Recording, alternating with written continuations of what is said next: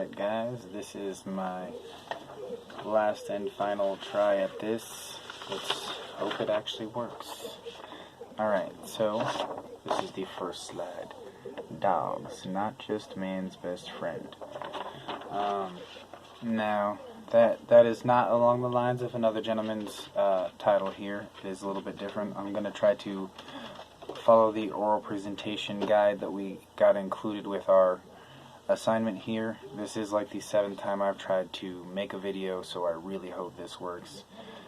Wish me luck, guys. Let's see, a short introduction should be included. Bam! My introduction slide. Since I couldn't do anything, I had to print this off so I could try to make this video. The introduction to the concept would be that dogs, can they sense human emotion? Now, is that a sensory of hormones? Is that a facial recognition? Is that just the ability to be like, oh, he's feeling something? We don't know, but there are tons of studies on it, and I've gotten a lot of different views from 2 different sides. So, let me show you how that goes, guys. That'll move us on into our discussion phase of this. Now, I've done this presentation probably about 7 or 8 times, so I think I had a lot more detail in the before ones, so I apologize for that, you guys. As far as the discussion is concerned, those 2 sides I was talking about is the one side is saying that they can't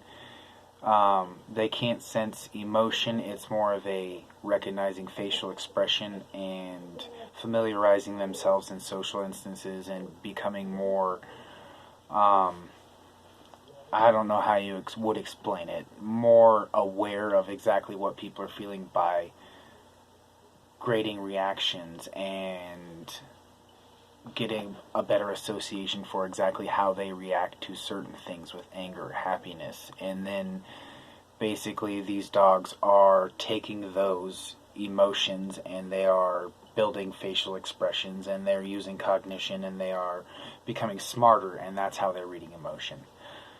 On the other side, they're saying that dogs are they're smelling and they're using their hormone receptors in their brain that they would normally use for pheromones when breeding, and they are sensing hormones in human beings, and then they are then taking those hormones and sensing when they fluctuate up and down, and they're able to build a platform for what emotions come from those hormones.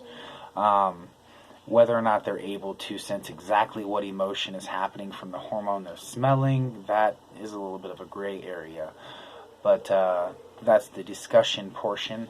In my perspective, I believe that it is a little bit of both. I think it takes a little bit of learning as far as the animal is concerned.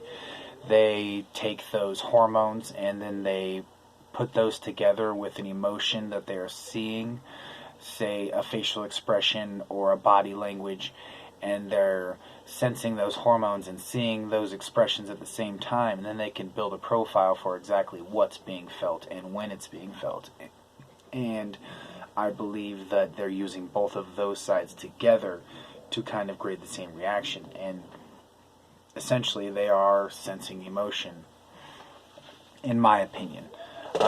My ideas for the research field would be definitely for them to take into consideration the fact that each animal, each being, each species on their own comes from a different background, and also has a different ability of learning and actively adapting to their environment and cognition, essentially.